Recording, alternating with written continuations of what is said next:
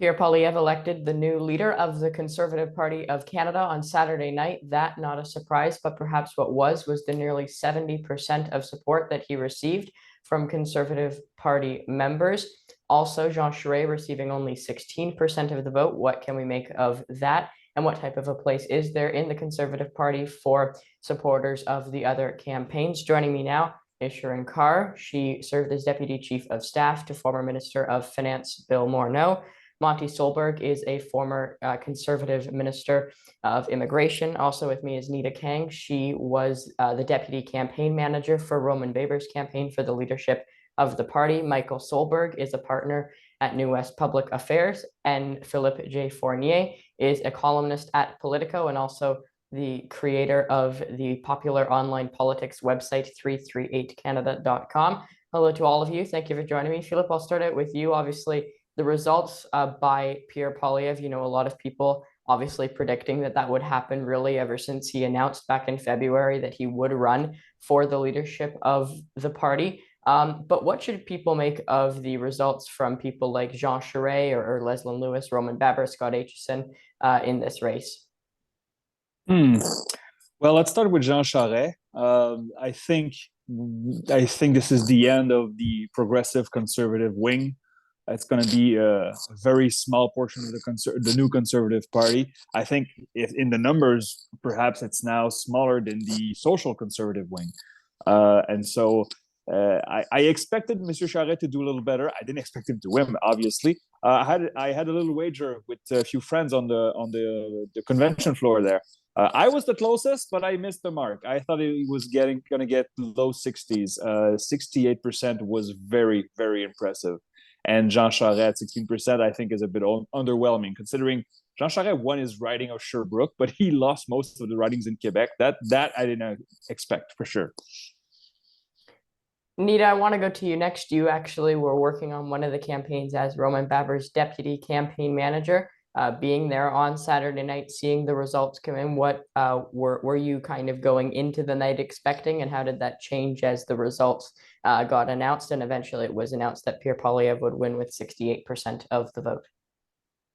So the results weren't really a big surprise to all the campaigns. We were all doing our internal pollings, so we understood what the outcome was going to be.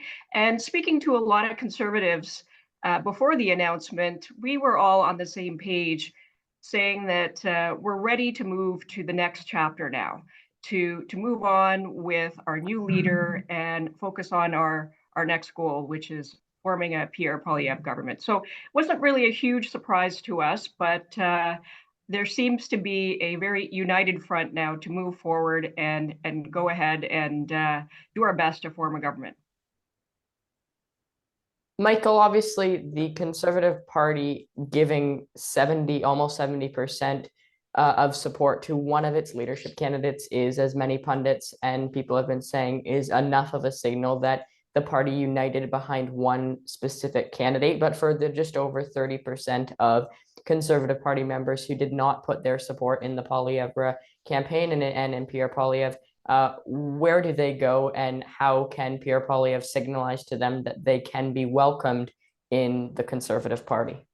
Yeah, no, it's a good question. I think kind of the first step that the new leader, now Pierre, has in front of him. He's going to want to, despite a credible mandate, the largest in the party's history as leader, he's going to want to go and reach into those camps and to those supporters, including some of his caucus colleagues who decided to support other candidates, and start to build consensus in his caucus, and make sure that they understand that they'll have a place in the party moving forward. They'll have an influential place in the party moving forward, and will ultimately be able to help craft what the Conservative Party platform is moving forward, with that conservative vision that Pierre will be presented to Canadians ultimately is. So I think step one is, and I imagine he's been doing it for the last 24, 36 hours, is making a number of phone calls to his colleagues and to their supporters, certainly people who are volunteering on their campaigns, and letting them know that they have a place, should they want one,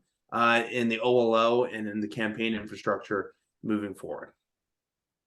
Monty, what did you make of kind of the regional breakdown of how things played out? A lot of people were expecting Jean Charade to do better in Quebec. He only won 6 ridings in that province, which out of the over 70 ridings in that province is obviously not very many. So yeah, what do you make of how, again, in Quebec and then also perhaps in other regions, in the prairie provinces or in Atlantic Canada?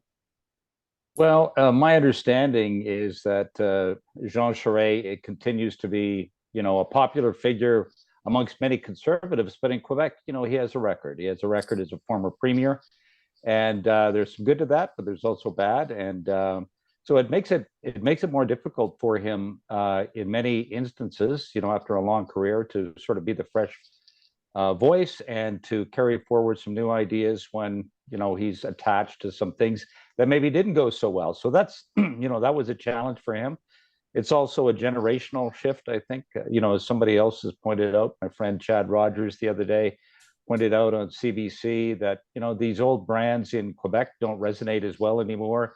He was a Quebec Liberal premier. Liberals aren't doing so well these days. Things have changed a lot in that province.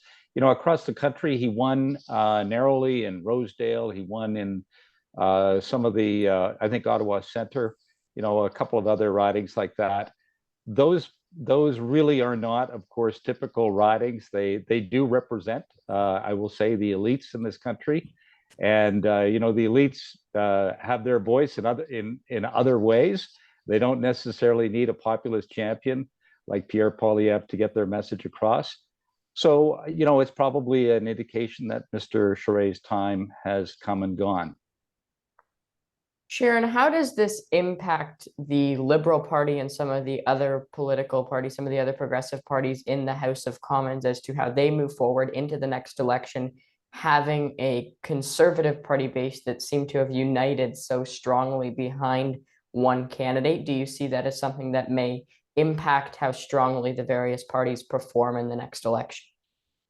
Definitely. So I would say I don't think the Conservative Party base has united so much beyond towards Pierre Poilievre, more so than he has ignited, excited, and I would say invigorated a new base. Like he's had record number of fundraising, he has record number of memberships. So I think it's a new base. There are still a lot of people within the Conservative Party who are more, I would say, red Tories who probably will not fit under his wing if it doesn't adjust or change. But what I would say is that for the Liberals specifically, especially leading up to whenever the next election is, Pierre Poilievre is a credible threat.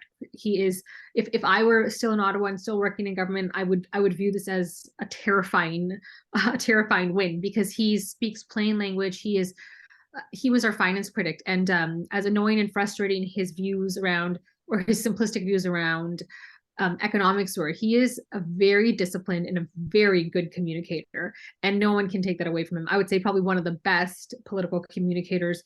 He sticks to his sound bites. He's very, very disciplined. So I think he's a credible threat, and I think that the Liberals need to, and we saw a bit of that today with the Prime Minister's comments around some of the things that Mr. Poilievre has said, but he is a very likely threat, and he reaches out to a ton of Canadians who would otherwise not be engaged based on his message.